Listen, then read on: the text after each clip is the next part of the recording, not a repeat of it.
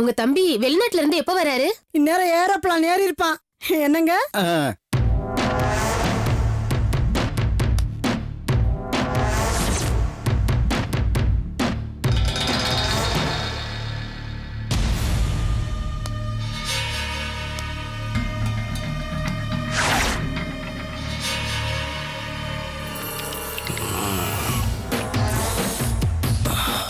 6 மாசமா ஜெயில் சோறு சாப்பிட்டு உடம்பு முறுக்கிருச்சுப்பா.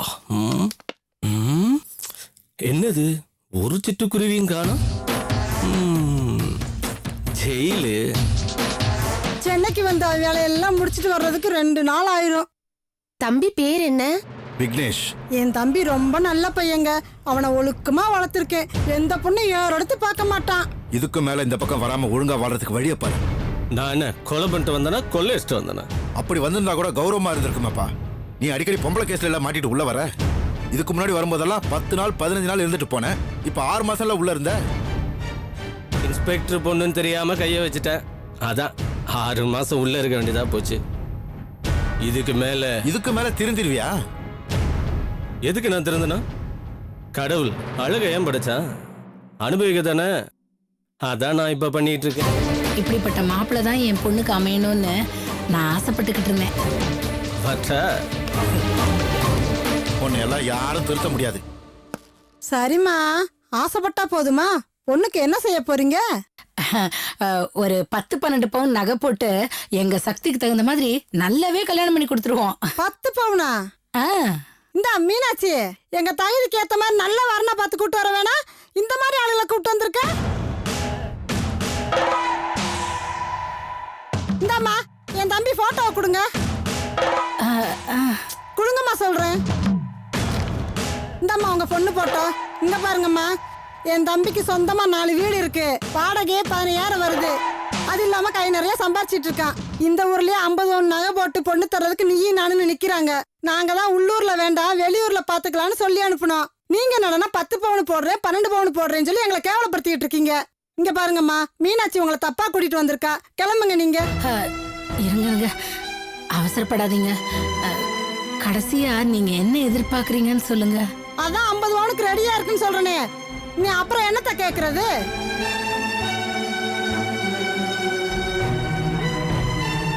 சரி, பொண்ணு நல்லா இருக்கிற, உங்களையும் பிடிச்சிருக்கு. உங்களுக்காக நான் சலுகை கொடுக்குறேன். 30 பவுன் வரைக்கும் இறங்கி வர்றேன். இஷ்டம்னா பேசுவோம். அப்படி இல்லைன்னா உங்க பொண்ணு தகுதிக்கு ஏத்த மாதிரி வெளியில மாப்பிள்ளைய பாத்துக்கங்க.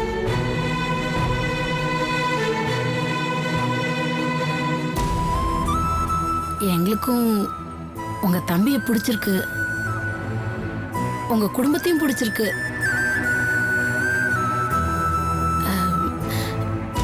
எங்களுக்கு அவ்வளோ செய்யறதுக்கு வசதி இல்லை. இருந்தாலும் நான் வீட்டுக்கு போய் என் பிள்ளைகிட்ட கலந்து பேசிட்டு முடிவு சொல்றேங்க. உங்க இஷ்டங்க. நாங்க புறப்படுறோங்க. வரேங்க. போயிட்டு வரோம். வரோங்க. வரேங்க. அம்சா, எனக்கு ஒரு விஷயம் புரியல. 50 பவுன் போடுற பொண்ணத்தான் உன் தம்பிக்கு கல்யாணம் பண்ணி வைப்பேன்னு சொன்ன. இப்படி திடீர்னு 30 பவுனுக்கு இறங்கி வந்துட்ட. இங்க பாரியா, என் தம்பிக்கு நான் எப்படிப்பட்ட பொண்ணு வரணும்னு எதிர்பார்த்தனோ எல்லா தகுதியும் இந்த பொண்ணுகிட்ட இருக்கு. படிப்பும் கம்மி தான். 26 வயசு வரைக்கும் கல்யாணமே ஆகாதுன்னு ஏங்கி கிடந்தவ இப்படி ஒரு வாழ்க்கை கிடைச்சிருக்கேன்னு நம்ம கிட்டயே அடங்கி கிடப்பா. அதுவும் இல்லாம இட்லி கடை நடத்துற வீட்டுல இருந்து வந்தவ. வாயே திறக்க மாட்டான். இப்படிப்பட்ட பொண்ணு தான் என் தம்பிக்கு அமையணும். அப்பதான் நம்ம நினைச்ச மாதிரி என் தம்பியோட சொத்தை பூரா அடைய முடியும். அப்போ உன் தம்பிக்கு கல்யாணமே பண்ண தேவையில்லையே. இதை நான் யோசிக்காம இருப்பேனா? என் தம்பியை பத்தி எனக்கு தெரியாது. அவனுக்கு பயந்துக்கிட்டு தானே நம்ம பொண்ணவே வெளியூருக்கு அனுப்பி படிக்க வச்சுக்கிட்டு இருக்கோம். நாளைக்கு எவ்வளவு வயிற்ற தள்ளிக்கிட்டு வந்து நின்னானா இந்த சொத்து பூரா அவனுக்கு போயிடும். அப்புறம் நம்ம அதிகாரம் பண்ண முடியாது. அதனாலதான் நம்மளே அவனுக்கு ஒரு பொண்ணை பார்த்து கட்டி வச்சிட்டோம்னா அந்த பொண்ணு நம்ம கட்டுப்பாட்டிலே இருப்பாள்ல. புரியுதா? நல்லா தான் யோசிக்கிறா. இந்த மரமண்டைக்கு இதெல்லாம் தோண மாட்டேங்குதே. இவ ஏன் நம்மள அடிக்கடி திட்டுறான்னு இப்பதான் புரியுது. Excuse me sir, Thirumalai sir cheque வாங்கிட்டு போறதுக்காக வந்திருக்காரு. முன்னாடியே செக் எல்லாம் போட்டு நான் ரெடி பண்ணி வச்சுட்டேன் சார். நீங்க இப்ப சரி பார்த்து சைன் பண்ணிட்டீங்கன்னா அவர்கிட்ட கொடுத்துடலாம் சார். நானும் அதான் பார்த்துட்டு இருக்கேன். ஆமா, 7 லட்சம் ரூபா தானே தரணும், ஏன் 8 லட்சம் ரூபான்னு போட்டிருக்கு? சார் 7 லட்சம் தான் அவருக்கு கொடுக்க வேண்டிய பணம். ஆனா பெரிய முதலாளி திருமலை சாருக்கான ஹாஸ்பிட்டல் பில்லு 65,000, அதோட இன்னொரு 35,000 ரூபாயும் சேர்த்து ரவுண்டா 8 லட்சம் ரூபாயை போட்டு கொடுக்க சொல்லி போன் பண்ணார் சார். ரவுண்டா கொடுக்க சொன்னாரா? இப்படியே ரவுண்டா கொடுத்தா கம்பெனியை இழுத்து மூட வேண்டியதான். நான் என்ன சார் பண்ண முடியும்? பெரிய முதலாளி சொன்னதை நான் அப்படியே பண்ணியிருக்கேன். பெரிய முதலாளி திருமலை வீட்டுக்கு ஃபோன் பண்ணி அவர்கிட்ட விசாரிச்சிருப்பார் போல் இருக்கு. திருமலை ஹாஸ்பிட்டலுக்கு இவ்வளோ ஆச்சுன்னு ஏதாவது புலம்பியிருப்பார் போல் இருக்கு. இப்படிதான் சார் முதலாளியை ஏமாத்தி அந்த திருமலை நிறைய வாங்கியிருக்கார் சார். நமக்கு தெரிஞ்சு இது, தெரியாம எவ்வளவோ யாருக்கு சார் தெரியும்? இனிமே அப்படிலாம் தர முடியாது. சரி, நீங்க போய் திருமலையை வர சொல்லுங்க, நான் பாத்துக்கிறேன். Okay sir. Gopal sir. Fine. Sorry sir.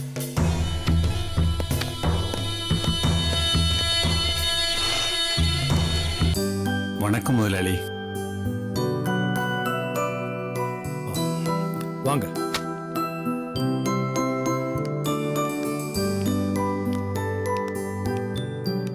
Settlement விஷயமா கோபால் சொன்னார். ஆ,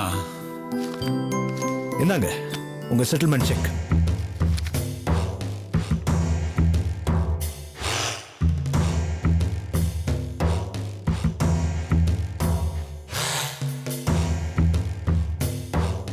என்னம்மா இது? என்ன பாக்குறீங்க மிஸ்டர் திருமலை? இல்ல, முதலாளி 8 லட்சம் வரும்னு சொன்னாரு. 8 லட்சம் ரூபாய் எப்படி வரும்? உங்களுக்கு வர வேண்டிய பாக்கி 7 லட்சம் ரூபாய் தானே? ஏன் உங்களுக்கு தெரியாதா என்ன? அப்படியெல்லாம் இல்ல முதலாளி, ஹாஸ்பிட்டல் செலவும் சேர்த்து 8 லட்சம் கொடுக்கறேன்னு சொன்னாரு. அதனாலதான் கேட்டேன். உங்க ஹாஸ்பிட்டல் பில்ல நாங்க ஏன் ஏத்துக்கணும்? நம்ம ஃபேக்டரியில வேலை செய்யும் போது மெஷின்ல மாட்டி உங்க கையோ காலோ போயிருந்தா அதுக்கு நாங்க நஷ்ட ஈடு கொடுக்கலாம். இல்ல டியூட்டில இருக்கும்போது உங்களுக்கு இப்படி ஆயிருந்தா போனா போகுதுன்னு ஹாஸ்பிட்டல் பில்ல ஏத்துக்கலாம்.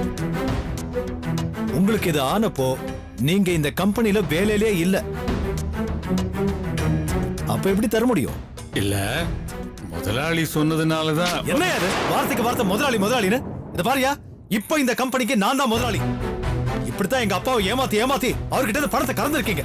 நான் அப்படி ஏமாற மாட்டேன். நீங்க செஞ்ச வேலைக்கு இந்த பணமே அதிகம். எடுத்துட்டு போங்க. சார், வார்த்தை அளந்து பேசுங்க. இன்னைக்கு நீங்க முதலாளியா வந்திருக்கலாம். ஆனா எங்க அப்பா 35 வருஷமா இந்த கம்பெனிக்காக உழைச்சிருக்காரு. எங்க அப்பா எங்க கூட இருந்த நேரத்தை விட இந்த கம்பெனில இருந்த நேரம் தான் அதிகம். அவரோட உழைப்ப கேவலப்படுத்துற மாதிரி பேசாதீங்க. நீ இவ்வளவு பேசுறியே, நீ யாருமா?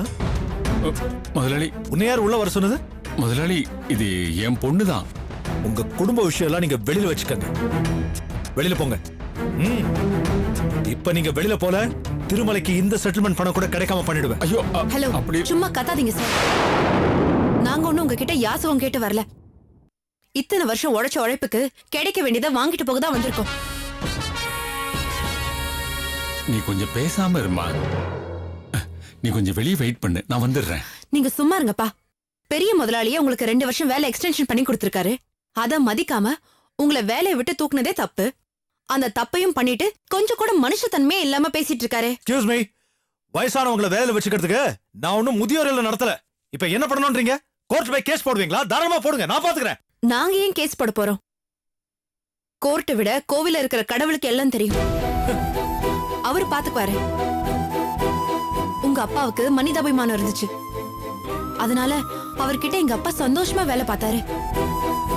இனிமே நீங்களே எங்க அப்பாவுக்கு வேலை கொடுத்தாலும் உங்களை மாதிரி மனுஷத்தன்மையே இல்லாத ஆளுகிட்ட எங்க அப்பா வேலை செய்ய மாட்டாரு.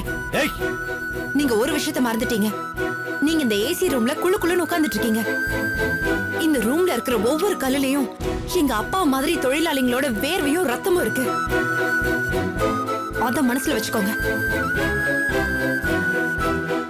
வாங்கப்பா.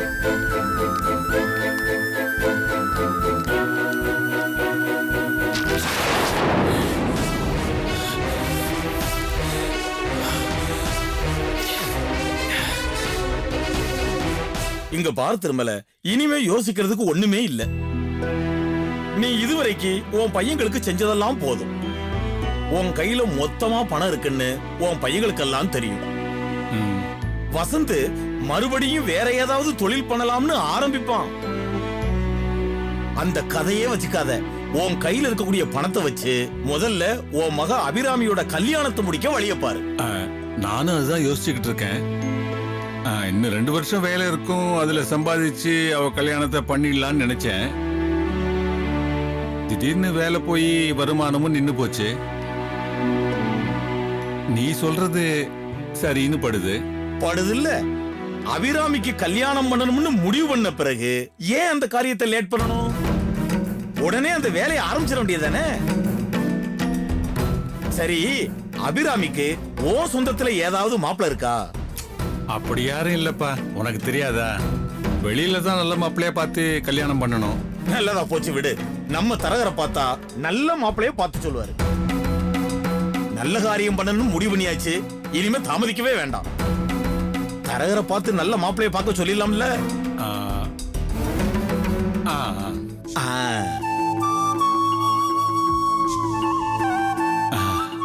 மாப்பிள்ளைய பார்த்துடணும்.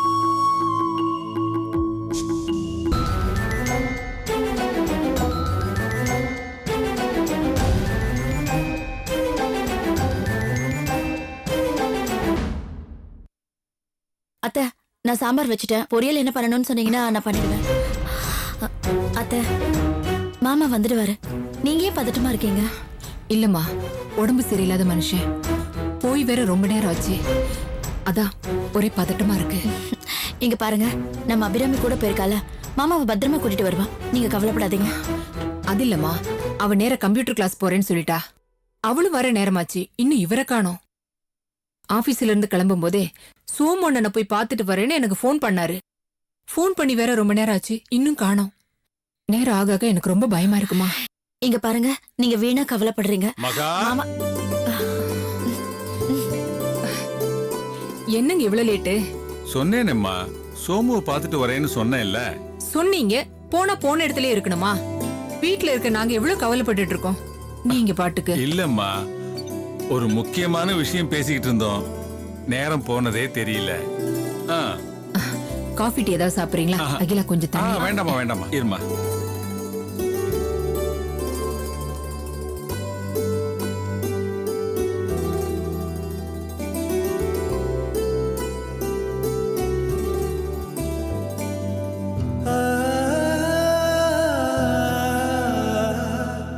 இதுதாம்மா என்னுடைய கடைசி சம்பாத்தியம்.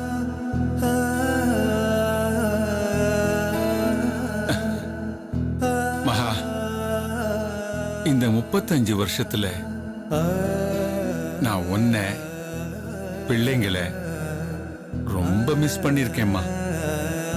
எத்தனையோ தடவை நீ என்ன எங்கேயாவது வெளியில கூட்டிட்டு போக கூடாதா, என் கூடவே இருக்க கூடாதுன்னு பல முறை நீயே என்கிட்ட சொல்லி இருக்க. இனிமே என் வாழ்க்கை உன் கூடவும் நம்ம பிள்ளைங்க கூடவும் தான். நீயே சொன்னாலும் இனிமே என்னால வேலைக்கு போக முடியாது. அதனால என்னங்க நீங்க இதை நினைச்சு வருத்தப்படுறீங்க? நீங்க நம்ம குடும்பத்துக்காக கொஞ்ச நெஞ்சமா உழைச்சிருக்கீங்க. இதுக்கு மேல ஓய்வு எடுத்துட்டு எங்க கூடவே இருங்க. தோ நம்ம பிள்ளைங்க எல்லாம் இருக்காங்க, அவங்க நம்மள பாத்துக்க போறாங்க. அப்பா, வாமா அபிராமி. கிளாஸ் முடிஞ்சுதா? கிளாஸ்ல எல்லாம் நல்லபடியா? இல்ல அப்பா வந்து அப்பா வந்துட்டீங்களா? எப்ப வந்தீங்க? இப்பதான்ப்பா வந்தேன். ஆபீஸ் வேலையா இருந்தேன், கவனிக்கலப்பா. ஆபீஸ் போனீங்களே, செட்டில்மெண்ட் பணம் செக்காவே கொடுத்துட்டாங்களா? ரொம்ப சந்தோஷம்ப்பா.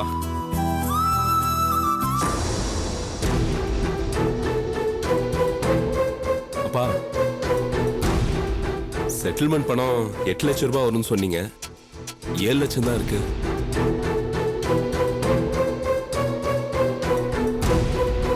ஓ, மீதி 1 லட்சம் கேஷாவே கொடுத்துட்டாங்களா?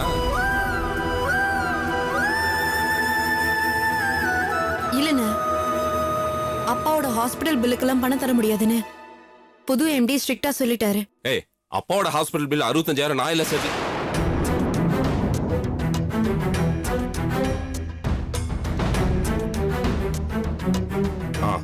சரி விடு, அது அப்புறம் பாத்துக்கலாம். அப்பா, அகிலாவோட அப்பா எங்களுக்கு கொடுத்த நிலத்துல வீடு கட்ட போறோம். ஆபீஸ்ல எங்களுக்கு லோன் கிடைக்கும்னு எதிர்பார்த்தோம். 2 பேருக்கும் லோன் கிடைக்கலப்பா.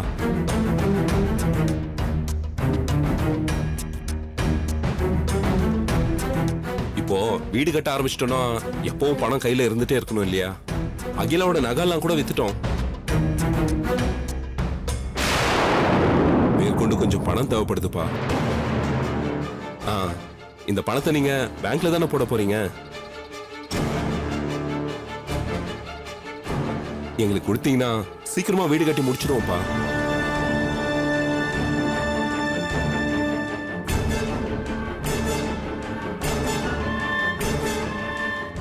என்னப்பா யோசிக்கிறீங்க? அப்பா, வீட்டு வாடகை ஹவுஸ் ஓனர் ஒரே அடியா 1000 ரூபாய் ஏத்திட்டாரு. எதுக்குப்பா ஆயிரக்கணக்கா வாடகை கொடுத்து நாம இங்க இருக்கணும்? அந்த வீட்டை கட்டி முடிச்சிட்டோம்னா நாம எல்லாம் அங்க போயிடலாம் இல்லையா?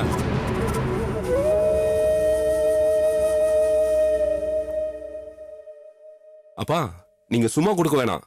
இந்த பணம் உங்களுக்கு தேவைப்படும் போது வட்டியோட நான் திருப்பி கொடுத்துருவேன்.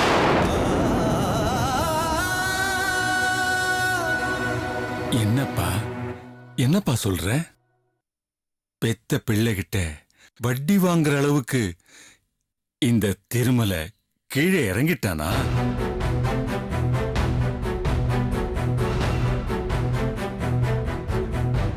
இல்ல இப்பதான் அப்பாவுக்கு வருமானம் இல்லையே, இந்த பணத்தை வட்டிக்கு விட்டு அதுல சம்பாதிக்கிட்டோம் அப்படின்னு சொல்றியா? இல்லப்பா, நான் அந்த அர்த்தத்துல சொல்ல. பேங்க்ல போட்டா என்ன வட்டி வருமோ அதை நான் கொடுத்துறேன்னு தான் சொன்னேன்.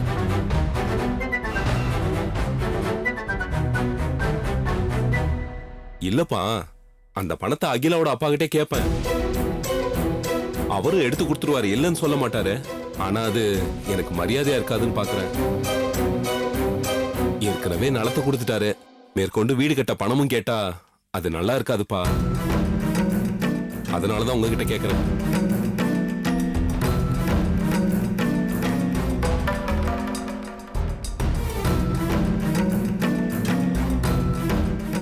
என்னங்க கேளுங்க. அப்பா